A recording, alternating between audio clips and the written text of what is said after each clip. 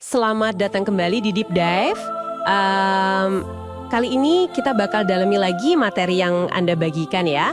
Ini rangkaian renungan harian buat hari ke-6. Janji kemenangan dari Tuhan. Intinya di 1 Petrus 5 ayat 10. Nah, tujuan kita bareng-bareng apa?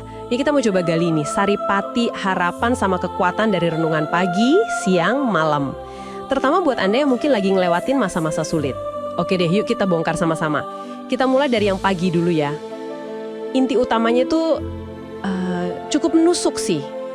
Penderitaan itu ada batas waktunya. Ayatnya kan bilang gitu, sesudah kamu menderita seketika lamanya.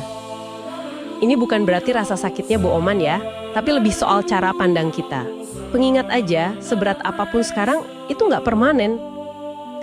Materi Anda nih kayak nanya langsung ke Anda gitu.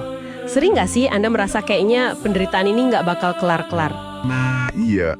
Yang menarik di sini itu gimana cara pandang ini jadi sumber kekuatan, ya kan? Ini bukan cuma kalimat penghibur biasa loh.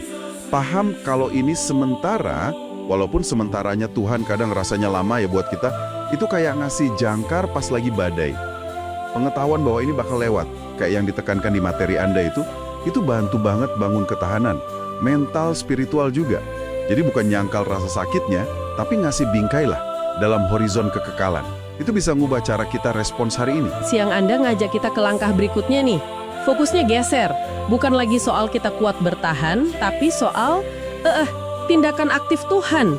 Di sini nih menurut saya bagian yang kaya banget dari 1 Petrus 5:10 itu. Ada 4 kata kerja spesifik yang dijanjikan Allah bakal lakuin.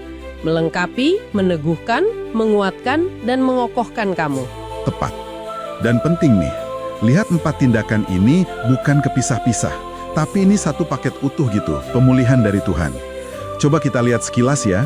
Melengkapi itu bahasa Yunaninya katartizo, kayak benerin jala ikan yang robek. Maksudnya, benerin apa yang rusak atau nggak pas di hidup Anda. Oke.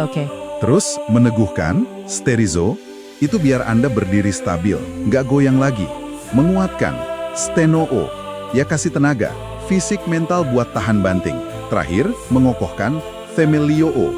Itu kayak bangun pondasi kuat di bawah kaki Anda. Wah mantep ya. Jadi ini bukan tambal sulam doang. Ini restorasi menyeluruh. Pemulihan total ya. Itu gambaran yang kuat banget sih. Bukan cuma sekedar bertahan hidup, tapi bener-bener dipulihin, dibangun ulang. Implikasinya jadi jelas ya, kayak yang disorot di materi Anda. Kemenangan akhir itu bukan karena kita hebat, Bukan sama sekali. tapi murni pekerjaan Tuhan. Kalau kita sambungin ke gambaran besarnya ya, ini pergeseran penting banget. Dari kita ngandelin diri sendiri, jadi bergantung penuh sama Tuhan. Renungan siang Anda ini kayaknya mau nekenin jaminan ini deh. Tuhan gak cuma nonton, dia janji turun tangan langsung, aktif dan komprehensif. Nah, ini juga ngundang kita buat refleksi pribadi kan? Mungkin pas Anda baca juga kepikiran, di area hidup mana nih Anda paling ngerasa butuh diteguhkan atau dikokohkan sama Tuhan sekarang?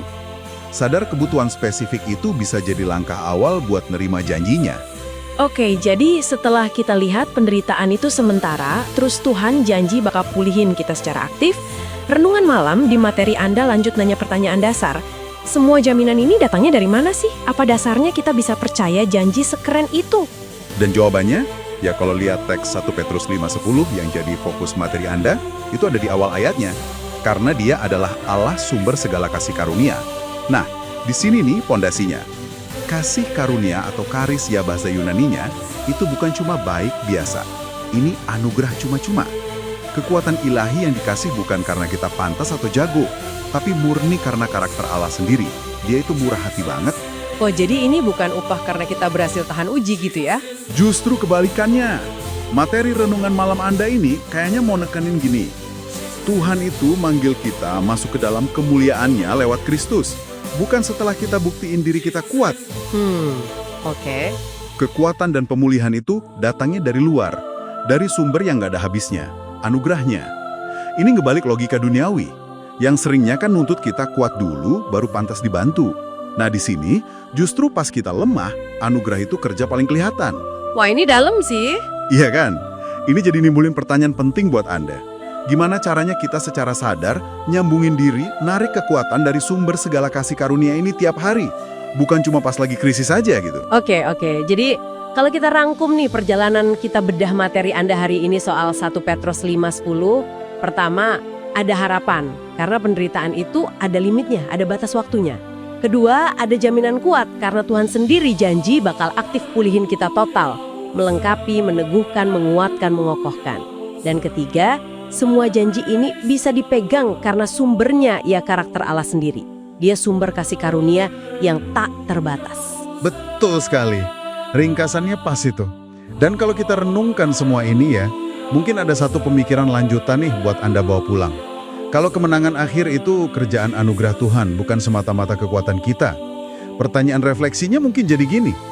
Gimana ya cara kita secara praktis bersandar ke sumber anugerah ini? Terutama pas lagi berat-beratnya nih, pas pertempuran rasanya nyata banget, dan kita udah merasa nggak berdaya sama sekali. Gimana caranya kita biarin dia yang nguatin, bukan cuma maksain diri terus dengan sisa tenaga kita? Itu mungkin yang bisa Anda renungkan lebih lanjut.